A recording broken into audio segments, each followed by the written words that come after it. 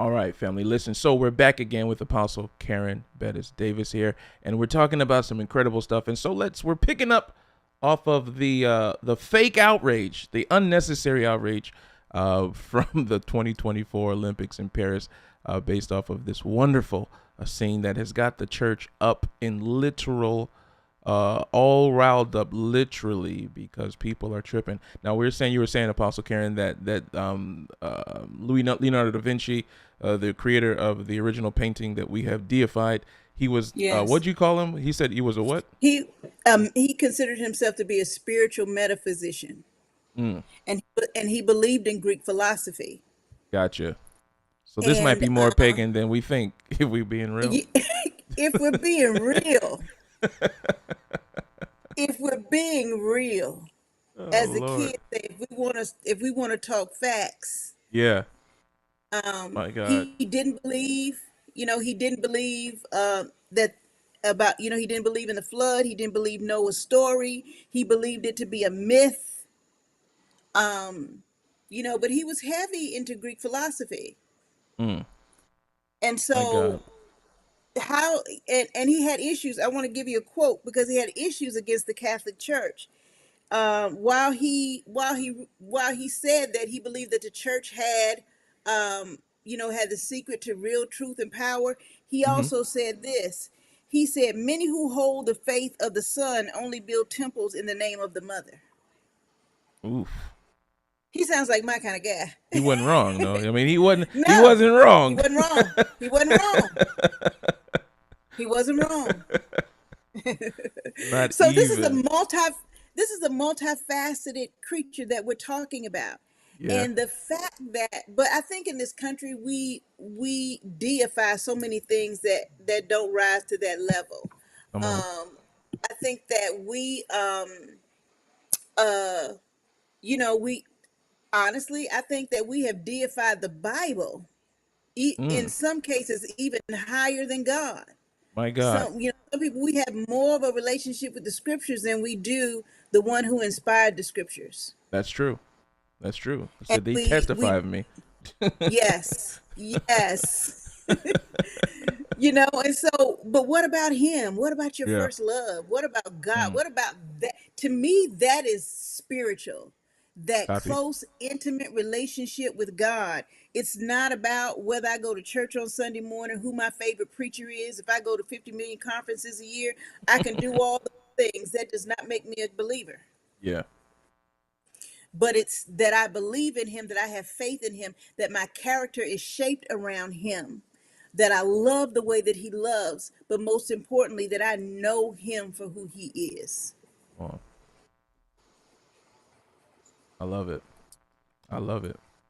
Now So, you had so my, no. Go ahead. Go so, ahead. Go so ahead. my, so for me, the picture, I was not offended. And Gotcha. I'm glad that the people who were offended, it's funny because they posted the title of the article where he apologized, but they did not post the article because in the article he says, "I never considered the Last Supper.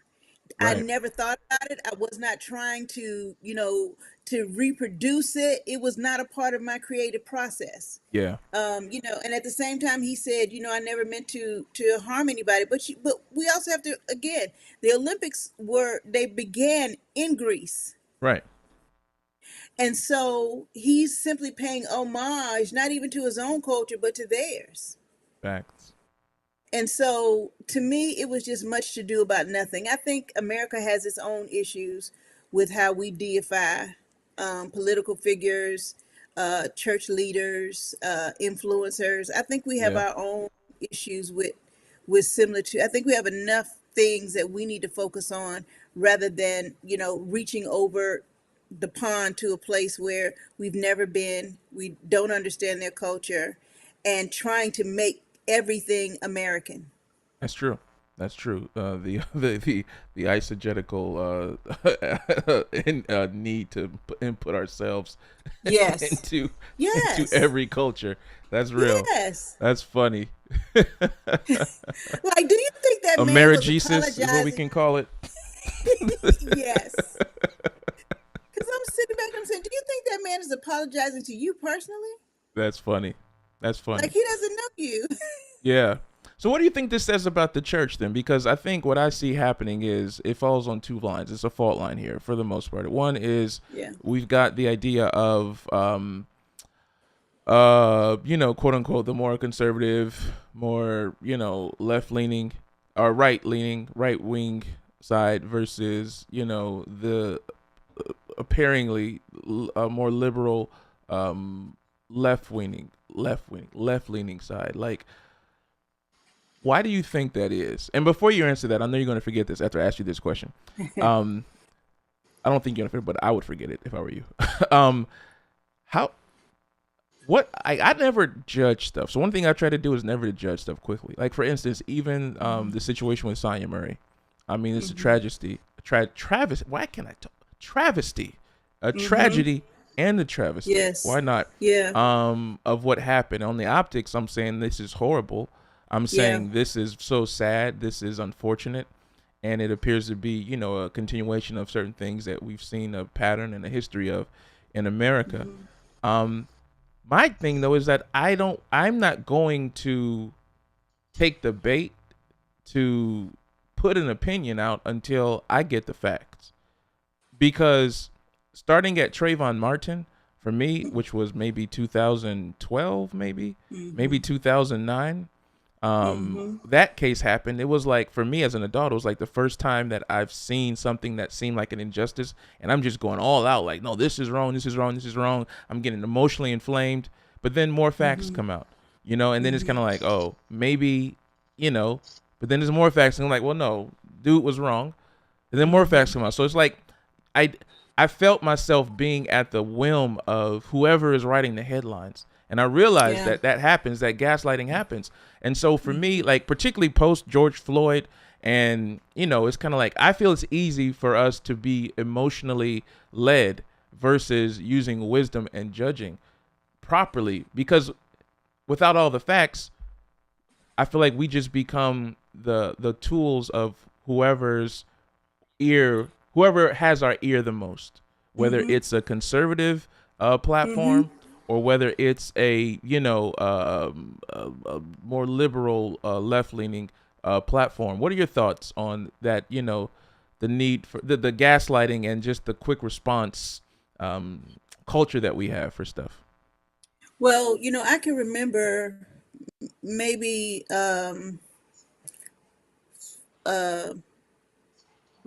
about a year and a half, 2 years into Donald Trump's term, one morning, God told me, He said, I want you to study propaganda. Mm, And as I was studying propaganda, I came across a documentary that talked about what psychological warfare looked like. And when I began to look at it and compare it to what we were seeing, I was realizing that we have unleashed military grade psychological mm, warfare. yeah. One of the things that Donald Trump said was that he wanted to go after persuadables, Mm, people that could easily be swayed by what you put in the news. So he did something very simple as he said crooked Hillary, and he put handcuffs for the O's. That imagery was out there at $1 million a day every day. mm, So it when you see it, when you're looking at it, when he's saying it, there is an agenda there to get you to believe a certain thing. sure. And so, I and what's really interesting was in the documentary they talked about the fact that Ted Cruz was the first one to use it, and that's why he was winning so handedly. And so when Donald Trump figured out what it was, he basically did it at a much higher level. Right. He spent $1 million a day on Facebook ads Wow. just to catch people. Not only that, the Heritage Foundation, they talked about how they targeted 100. You saw the documentary where they talked about 100 and I think 94 thousand people or 190. That number was in there somewhere. I don't know if Uh-huh. they've spent 194 million, But what they said was, we studied you. Mm. We knew your All those habits. data We points knew, that they had on people. I get you. I know what you're talking about. yes, Yeah, the data yes. points. Yeah, yeah, And yeah. so they were gathering those data points to see who they could sway, Yeah. right? And so when you think about the fact that you don't even get to process your own thoughts, Hmm. somebody is constantly feeding you an agenda. And so you're absolutely right. The Bible says we have to study to show ourselves approved, a workman that need not be ashamed, right? Right. So that doesn't just mean that we study the Bible, but that means we study history, we study culture, Period. Yeah. we study, because, you know, uh, if we don't know the past, we're bound to repeat it, right? So Come there on. were a number of things. For example, one of the things that Donald Trump said last week was he called Vice President Kamala Harris a swamp monster. Mm. Well, if you go to research that, what they used to do is they would take black babies and they would throw them in the river and use them as bait to catch crocodiles. Mm.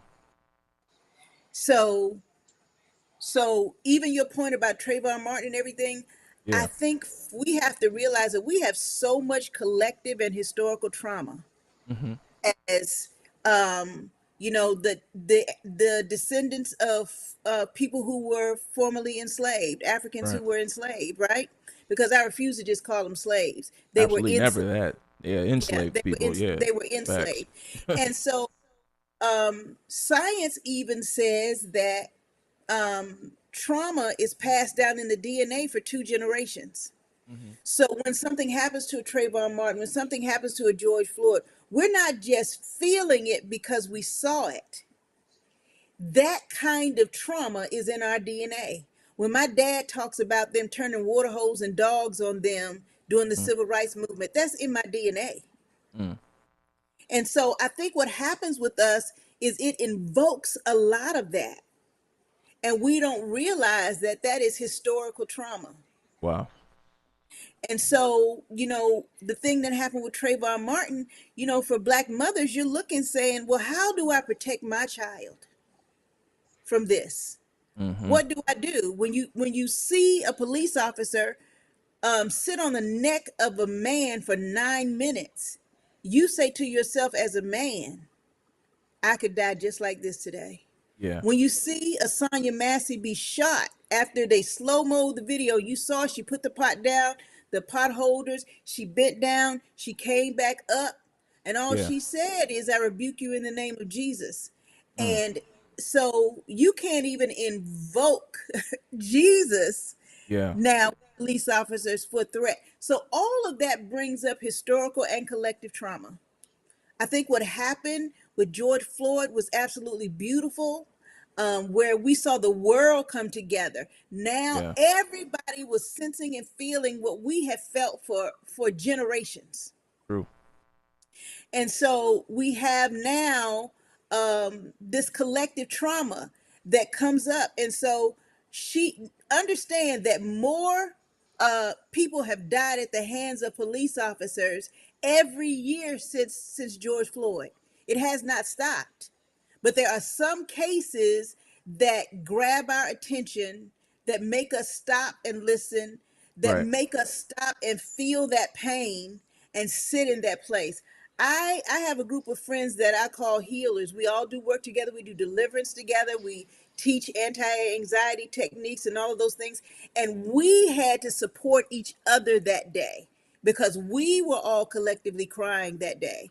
And so that trauma was not just about that, but understand that every time something like this happens, it is about Trayvon Martin. It is about Tamir Rice. It is, about George Ahmaud Floyd. It, Arbery. Yeah. Eric Ahmaud Arbery. Garner. Eric Garner. Yeah. Yes. Yeah, for sure. And so and so that day I put up a list of Sandra over Bland. 130 names. Yes. Yeah.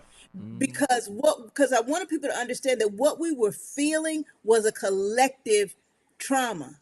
Sure. But that's what I said to my friends. I said, today we cry, tomorrow we fight. Mm.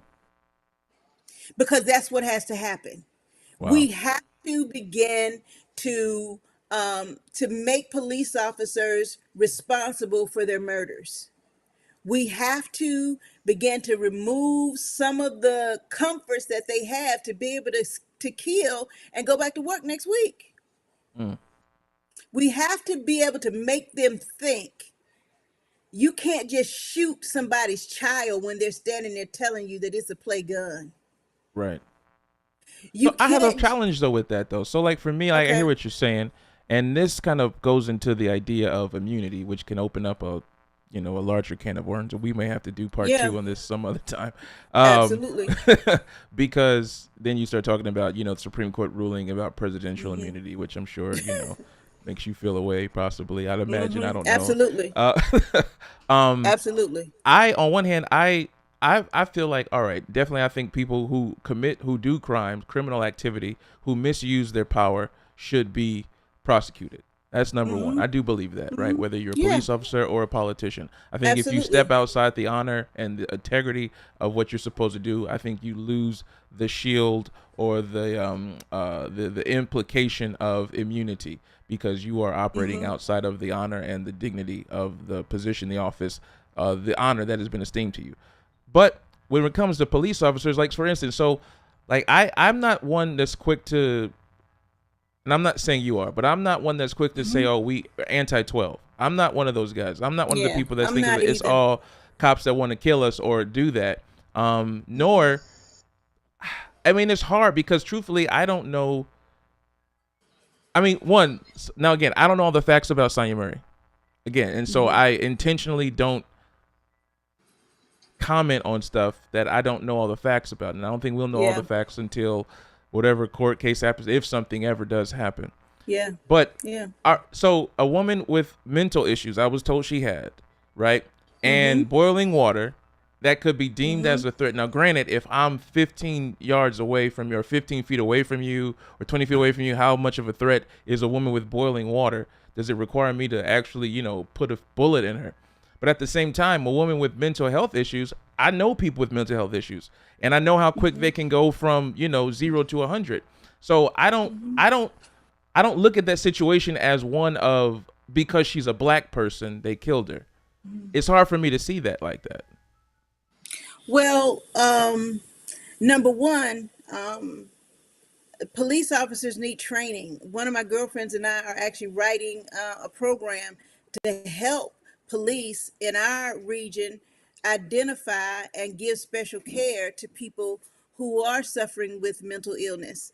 I think, as a matter of fact, one of the things that I told her, and I'll say it here to you, I told her, I said, I think, while we're out here passing laws in the state of Virginia, I think one of the things that we need to do is asked them to pass a law in the state of Virginia where there is a moniker, a symbol, a something on their identification so that when they go to see them, they understand that this is a person that is autistic.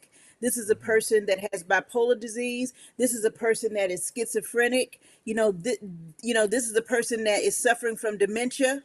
Yeah. I think that we need to be able to send that information out so that police officers understand who they're dealing with. But here's the big problem that I'm Mm-hmm. seeing with police. In my time, police were trained to protect and serve, but most police officers now are former military Mm. who are trained to kill Copy. and protect themselves, right? Yeah. Yeah. So Yeah. now imagine, and this guy was this police officer was dishonorably discharged from the military. Wow.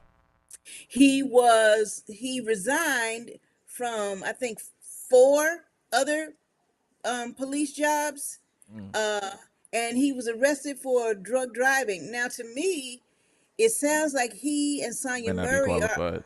yeah. It sounds like, but it sounds to me like they may need the same kind of moniker. Yeah. that Right. that that maybe we needed to identify him as having maybe PTSD Sure. or some type of trauma. Sure. Maybe he went to war. I've worked with soldiers who have incredible guilt about the things that were there, and then Yeah. others, they are just fascinated, by watching a head, be shot off and things of that nature. Yeah. But whatever he is, he was dishonorably discharged, and because of that, he should have never been allowed to be a police officer. True. And so here we have a failed system that, number one, does not train their police officers how to de-escalate a situation with somebody who's mentally ill. But she had the boiling water though, right? That is potentially a But she physical threat she though, like Yeah, but they were. potentially.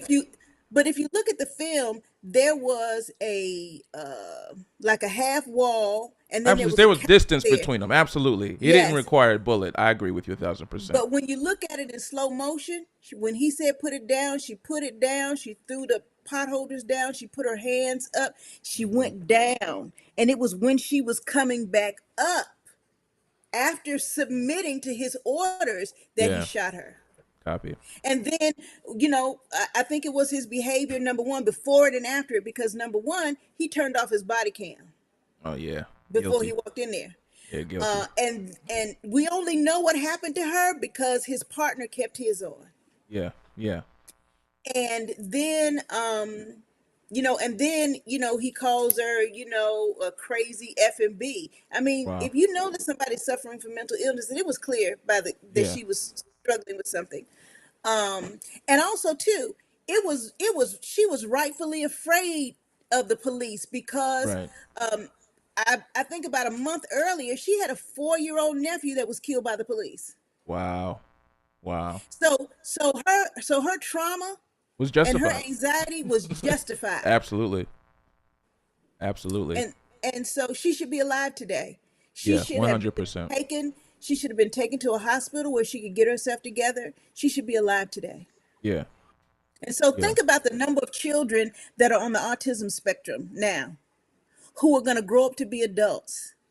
I watched a documentary called Dangerous Sons. There Hmm. were mothers who had these children that were nonverbal, autistic, and sometimes they could be very violent. And the fear that those mothers had, uh, because that they were afraid that one day their children would interact with the police and the police wouldn't understand and they would Right. kill their children.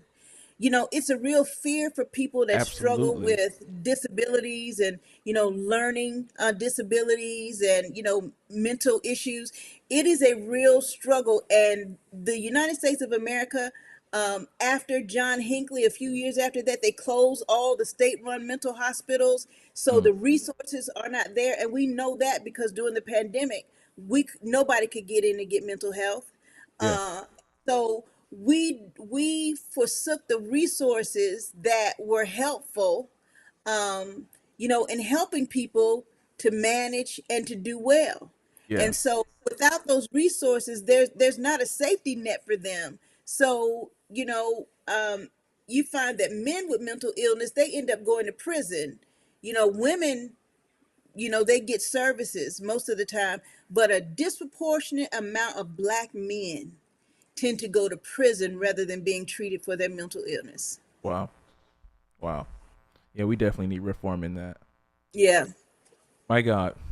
All right. So Karen, I know we're running out of time together for this. I appreciate your we got wisdom. to do it again. We absolutely do. I do want to ask you a quick question though. You have time for one Sure, more question? sure. All right. So let's talk about this. So, our this show, Church and State, is really mostly political kind of geared vibe. And so help us understand your perspective of the GOP. Now, before we go into your perspective of the Republican Party per se, I'm going to tell you my perspective, Okay.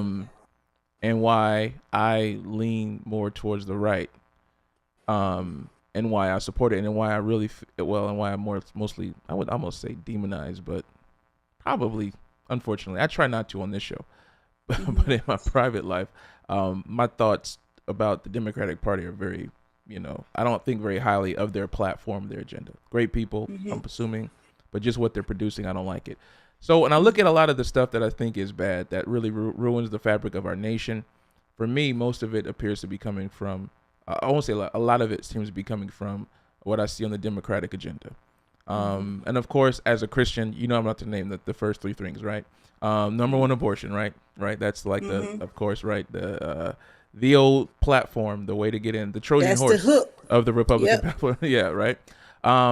But but even though it might be a hook. I do think it's a real thing, and I think that abortion has been significantly larger, disproportionate in black communities, black and brown communities.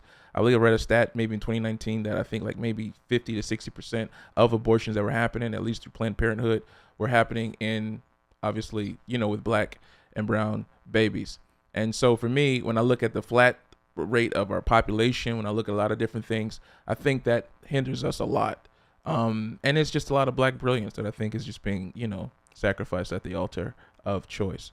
Number So two, before you move go on for to it. number two, can I Yeah, answer that? go So for it. one of the first things that I want to tell you is that the numbers are very skewed. First of Okay. all, this reversal of Roe v. Wade doesn't have a thing to do with black people. It is that white people are fastly becoming the minority in this country. And what their agenda is to force white women to keep their children so that they do not lose their majority stake in this country. Mm-hmm. Also too, there's a documentary, I think it's called Blood Money, where you'd be surprised at how many black limos, black Suburbans pull up early at clinics for rich white women and their daughters to have abortions. Oh, listen, I don't. And I mean, so I could believe it. those aren't the numbers that they're counting.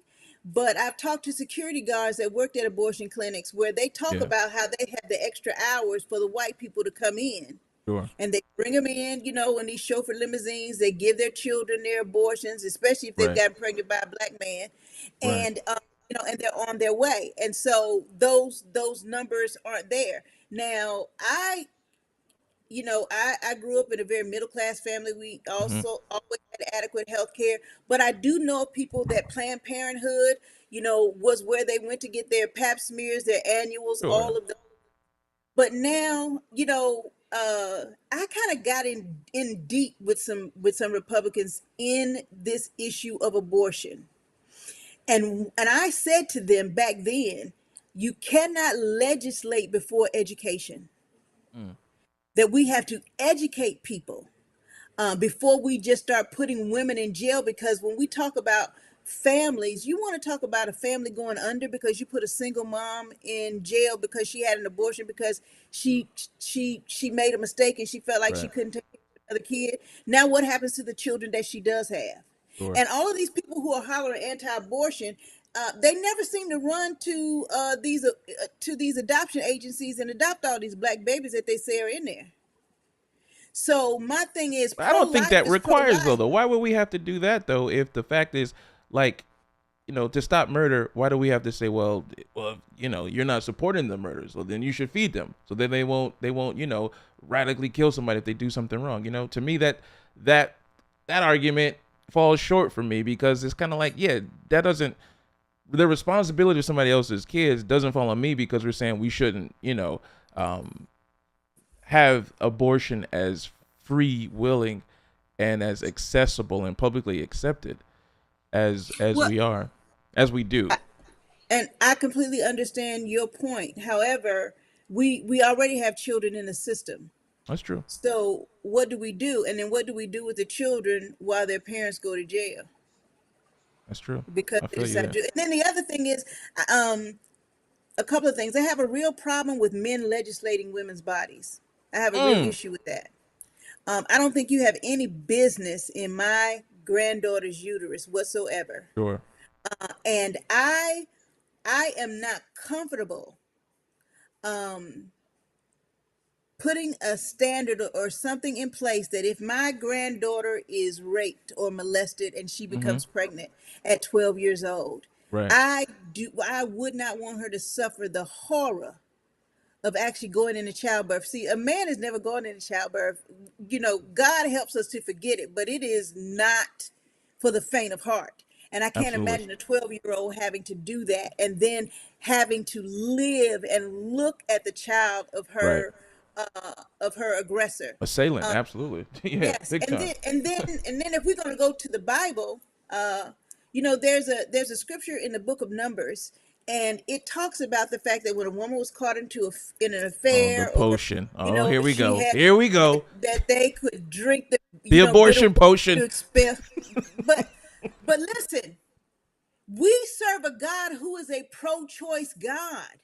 Oh Lord. We serve a God. Uh Now, huh. you cannot tell me that you are pro-life where you refuse to not let that child come into the world, but then you don't mind killing people, and some of them even innocent people in the Hmm. electric chair. If you're going to be pro-life, then let's save it all.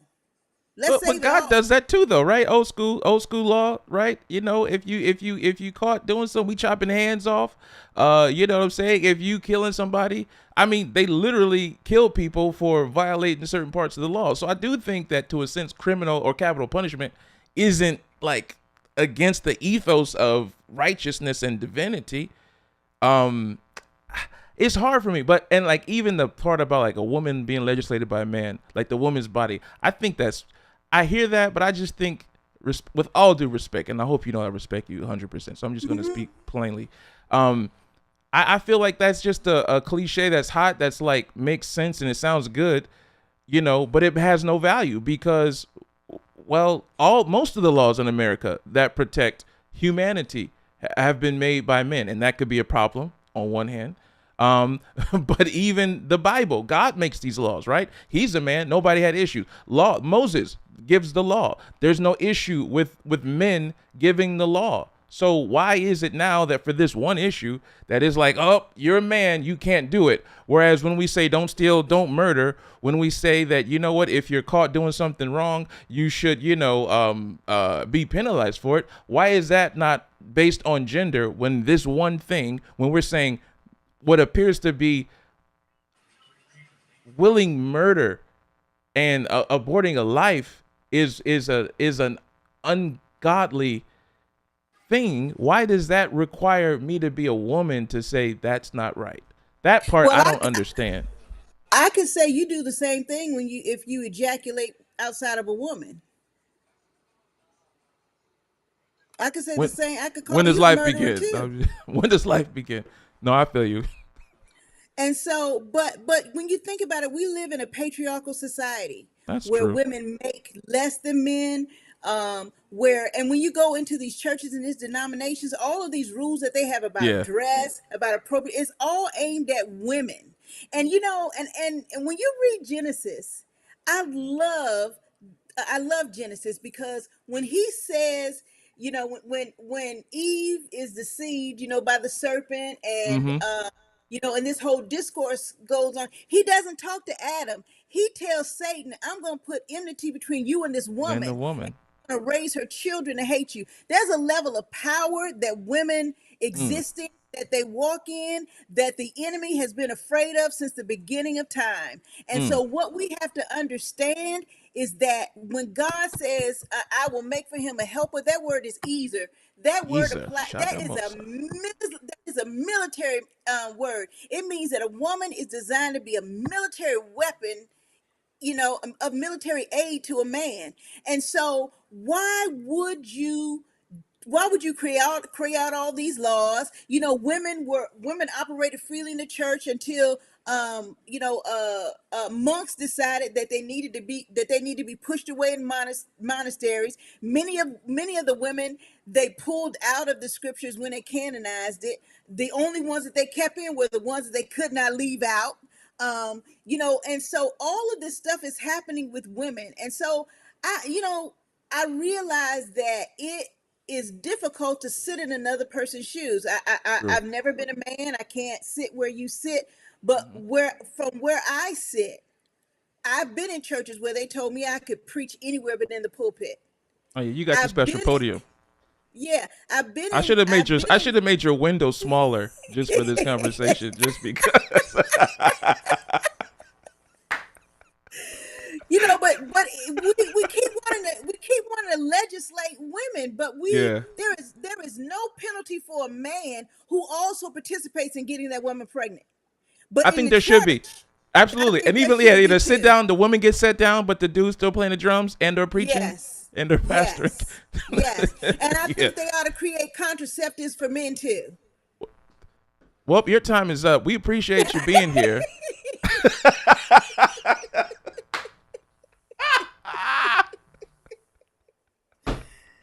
Woo! My I God. mean, but the power that God has given women, Yeah. why would you want to stifle that and control that in that Mm. way? Yeah. And who ultimately is behind this agenda towards women? I don't even necessarily blame men for it as much as I blame Satan. From the Mm. beginning, God said she's going to hate you and she's going to raise her children to hate you. Now, that is a formidable enemy. Mm. That is a formidable enemy My because God. she's going to raise an army of children Yeah. that she's going to tell them, this is what he did to me. Don't do that. Yeah. Don't be deceived. Don't give away your birthright. Don't sell yourself short. Don't do that. Because here is the power. When you look at Zipporah, she never even wanted to marry Moses, but when God is about to kill him, Mm. she understands I've got to take the foreskin of my firstborn Right. son, I've got to circumcise and put his blood over my crazy husband so that God does not kill Come him. on. You want to tell me that there's no power in women and that the enemy's not fighting us tooth and nail? Mm. We're the secret weapon. We're the secret weapon that this country needs.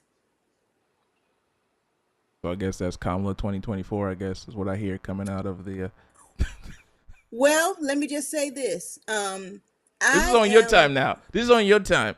So I just want let you me to just know. say this. You- I am, I am as conservative as you are, okay. but I believe that the Republican Party has lost its way. But not the Democratic Party. You expect them to be, listen, I expect certain things, but the Republican Party that I was affiliated with, Sure. when when I walked with the governor of my state, Yeah. when he would reach across the aisle, where he was a devout Christian, he would reach across the aisle to Mm-hmm. get things done. He repealed some of the regulations against felons. He gave Mm-hmm. them the right to vote again in the state of Virginia. He gave them the right to bear arms again. He gave them the right to work with a bond so that they could work, so that their felonies would not count against them. Mm-hmm. He sent people into prison to help them, recover from their traumas and come out and be productive citizens. He did a lot as a Republican, but he reached across the aisle. Mm. And so, and they, I think I shared this with you. The church didn't even talk about abortions till 1978 with Jerry Of Falwell course. when he Of decided to make course. it an issue. And Right. so, and I want Christians to understand they only bring this up during an election cycle. Like, be for real. True. Once this election is over, nobody's even going to talk about it anymore. They That's true. probably will now because they're going to move to repeal it. Right. But when it's not an election cycle, we never hear it. And Christians take the bait all the time. My philosophy is, if you're a child of God, a man of God, you have children in your home, it is your responsibility day and night to teach your children the word of God, to teach them to value their life, to teach them to value other lives. I tell my boys all the time, Proverbs, the first 10 verses in Proverbs 31, she's telling him how to live. And one of the things she tells him is, don't give your seed to whores. Right. Well, that's a whole nother conversation there. But let me ask you this. But do you not think though? But is it not? Even though it might be challenging, it might be, might be some issues to it. But is it not a righteous law, a righteous precept that we're saying that in this nation we don't celebrate nor do we condone abortion? Is that not in itself a righteous thing though? That's why I don't think it's bad. Like, I get your point, your perspective of, and first of all, I'm against it for rape. I'm against it for incest, for the health, like literal, not like the exacerbated, claims of like women's health, respectfully, like, oh, it's for the mother's health. I'm not I understand it in those contexts, but for the most part, I read a stat again. This is, that probably accounted for maybe less than 5% of the abortions that were on record. The health of the woman and or sexual assault, health of the mother and or sexual assault. So it's kind of like, all right, for the 5% that was taken, that would be quote unquote justified in a sense and understood, or more accepted, we got that. But for the 90%, like, I feel like we can't say like we love God and we're saying, you know what, we're going to support this and we're going to put American tax dollars towards these things that is eliminating life. To me, it just at its core, it seems like an unrighteous precept, an unrighteous law. And back to my story about Democrats, I see like so many things that they do that are not necessarily should we regulate the rivers and the cleanliness of the air. I'm talking about things that literally have to do with the fabric of our nation, our nation's protection, the sanctity of marriage, things that have to do with how we view and perceive truth. From a sexual perspective, from a gender perspective, I see the Democrats pushing agendas and doing things that harm that. I don't see that with the Republicans as much. Now, people can say, well, the Republicans, they're responsible for racism. They're undercover racism. I hear people say like, well, every racist isn't a Republican, but all the racists, are in the Republic. Some foolishness, right? Like, okay, cool. As if, but that could be, argued as well. But then considering, you could say gerrymandering. Well, they're making it harder for the vote, right? They're making whatever. Okay, so you take that aside, though, right? I don't like the people who are coming for my son and trying to change his mindset, who are trying to convince my son and try to tell him that plant these poisonous ideas in his mind. That's the Democrats. When I think about like the border stuff that's happening right now, when I think about how, we're just these sanctuary cities and we're just, hey, why not let people who come in illegally and violate our laws, and let's pay them. Let's put them on entitlements. Let's give them more than we give military veterans and people who are American citizens who are homeless and have mental illnesses. Let's do more for these. And I'm going to say this with all due respect, but they these had criminals. A law. Yeah, but they had a law, and I refuse to call them all criminals, but they had a law, and the Republicans refused to pass it. That was a foolish law. They were trying to do 120 billion. Here's a yeah. We want you to do borders. They said out of their own mouths. Yeah. Donald Trump said, "Don't pass anything," and so they had been sitting for the last 4 years listening to their leader. You have That's people possible. like Marjorie Taylor Greene. But it's not only possible. It was done. Just like when there was an article in the New York Times that talked about the fact that when Barack Obama became president, the night of all the inaugural balls and everything, that Newt Gingrich and his cronies, they met up at Ebbets Grill. And they decided then that they were not going to pass anything, whether it made sense for the people or not. So you do have some Republicans who are now standing up and saying, I also think it's ridiculous. We should have passed the bill. It was a good bill, but a horrible bill, Karen. They wanted that bill. Okay, here's and this is government, right? So, and that's what I hate about politics. We want one thing, but we're going to add 50 other things to it that have nothing to do with the main thing we want, right? So for them to pass that bill, you never know. Right. For them to pass that bill would have included $120 billion, some for Ukraine, some for the Israel thing, some for the Taiwan thing. So this not even, it was more about the borders of international nations than our actual border. And then the ramifications, the mitigations that they wanted to do was just saying, hey, we're going to have this limit. Only 2,500 people can come through the actual approved points for asylum and refugees. This is not talking about the people who are coming through unregulated areas on our border. So it's like, it's one of those things like, oh yeah, we're doing something, but it actually had very little merit. So for me, whether or not Donald Trump blocked it or said not to do it, it was a horrible bill that didn't speak to the real problems that we had. Not to mention the fact that even in my city here in New York, I mean, they're spending billions of dollars to cater to these people and this situation that is horrible. It makes no literal sense, but yet it's Democrats who are saying this. In Springfield, Ohio, there are so many people, I forget the ethnicity, and it's all due respect, but Springfield, Ohio, 58,000 people. They've had an influx of 20,000 migrants. That's over 20% of the city. It's breaking the city. But you know what? These Democrats think, oh, let's, we're doing right, or they're throwing a blind eye to it. To me, it makes no sense. To me, that puts our people in danger. I think it is a extremely complex issue that we are having. And I think that, again, to go back to what my husband said, it is amazing to me that we are a nation of immigrants.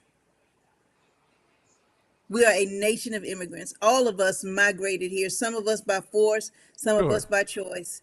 Right. And so we need to have policies that make sense, and we need to find a way to work with countries to keep to keep their people there, to and Right. to stop the mass migration. But I just think that it's just ridiculous to call all Mexicans criminals and rapists and all of that. Those are the same kind of things. The reason why I refuse to do it is because those are the same things that were said of us. That's fair. But Those the are the people things actually break the that crime, are though. I'm referring to the people who actually come here illegally, the people who actually violate the system, the people who actually are bringing in weapons, the gangs that are here, the stuff that's happening. Like, those are criminals. Like, if you break the law yeah, of our nation, then you're a criminal. I don't think yeah, it's not a and pejorative you should be term. deported. They Yeah. should be, And but they don't want to though. Biden and them don't want to. These sanctuary cities, Mayor Adams, the people in Denver, Colorado, they don't want to because there's but political gain for them not to. When the census comes, the more people you have, the more political power you get, the more congressional seats you get, whether the population are citizens or non-citizens. So it's games. This is all games and all political positioning for how I perceive and it. and that is exactly what I want to say. There is a machine that is working back behind both Democrats and Republicans, which is the reason I refuse to be one or the other. Amen. We are I independents. believe I have been fortunate in my life, and so I do want laws that protect LGBT people from being murdered. Yeah, of Because course. the same laws. You realize we didn't get an anti-lynching bill on the bills until on the books until recently, and Shout out to so Rand Paul, the honorable senator from Kentucky. yes, and so. Yep. So there are things that we have dealt with, um, and I think that we do need to gather around the table, and we Yeah. do need to figure it out. And it is going to take all of us in Yeah. order to do. Immigration is a very big problem. It is. Inflation is a very big problem right It now. is. I mean, I can walk in the grocery store and walk out, and I've spent $100. My God. Joe Biden's And economy. I mean, that's what not y'all, but Democrats love it. They're saying there's no inflation. They're telling us all is well. They're telling us. I remember when Trump was in office, yo, I wasn't paying this much for eggs. That's all I know. That's all I know, Karen. But as somebody who loves economy, Yes, ma'am. we have to understand that the Biden administration, um, you know, they actually deal with the ramifications of the Trump laws, and then whoever wins this time, they will also deal with the ramifications of that other generation. You don't see those changes instantaneously, Mm. and so you know. So we can't say, when Trump was in office, this and that, because we would have to give Barack Obama credit for the things that he did while he was in office that caused things to be so smooth when Trump was there. And, to all these hood people talking about Trump gave us checks, that was Nancy Pelosi fighting to make sure. Trump said, I'm going to make sure I'm in here because I'm going to sign those checks. That's And so Trump money, now, Karen. That's Trump well, this, money. but We even call it. beyond that, this is the man who said, Do you want a black president or a white one? Hey, what was the reason? We gotta go. We gotta go. We gotta go because we could go on. I know you had a We long day. do. Listen, I wanna continue this conversation another day, and I'm not cutting you off. I'm cutting you off because I know you had a long day, and if Yeah. we dive in, we'll be here till 9. And I don't, Yeah. and I don't want to do But that let's to you do this because I want you to again. come Let's do back. this Oh, we again. got to.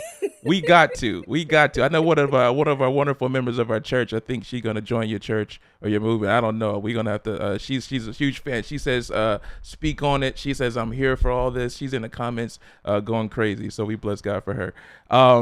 But this has been wonderful. I really do appreciate you, and I think we do need to have conversations. And I think as We kingdom do. people, our allegiance is to Jesus, and our allegiance is to His kingdom. And I Yeah. say this all the time. Before I'm a black man, before I'm a man, before I'm an American, I'm a born again believer. That's my Yeah. perspective, and I think that we have to be able to converse and have, even if we differ, be Yeah. able to figure out Have discourse. what's the kingdom. Yeah, what's the kingdom way? Yeah.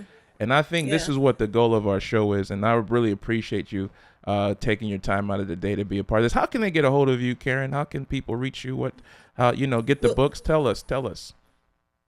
you can reach me at Karen Bettis Davis or Apostle Karen Bettis Davis on Facebook. On Instagram, I am KB Davis Worldwide. And I wrote a book called Arm. It's a new model for intercession and spiritual warfare and prayer. You can get it on Amazon. Just type up my name in Amazon, and you'll see the book there. It's amazing the nations that are actually buying the book. We just had a big surge of people in Australia that are buying the book. Wow. And so, those are the ways that you can reach me. And I want to thank you for the opportunity. Number one, I love talking to young people, the younger generation, because I think that, and I appreciate you asking me, because I do think that the strength of a son is to build a bridge. Mm, And then it is the wisdom of the fathers to, to extend that wisdom and pass that wisdom on. And so sure. I appreciate the fact that you find me a relevant voice, a credible voice. I appreciate the fact that we can have this discourse. I appreciate the fact that I'm not seeking to change your mind as much as I'm seeking to have you understand me. Understood. You know what I mean? Yeah, absolutely, and same here. And I think it's good for all of our other brothers and sisters who are watching, who are confronted with these things, and we're trying to figure out, Yeah. okay, what should I believe? How should I approach these things? So I think we need to be able to have, definitely a kingdom perspective. So I appreciate you, Yeah. Apostle. Yeah. Thank you so much, ladies and gentlemen. Thank Apostle you. Karen Bettis Davis. What a great show. We appreciate you, man. We appreciate you, man. I'll God take bless you. that. Hallelujah.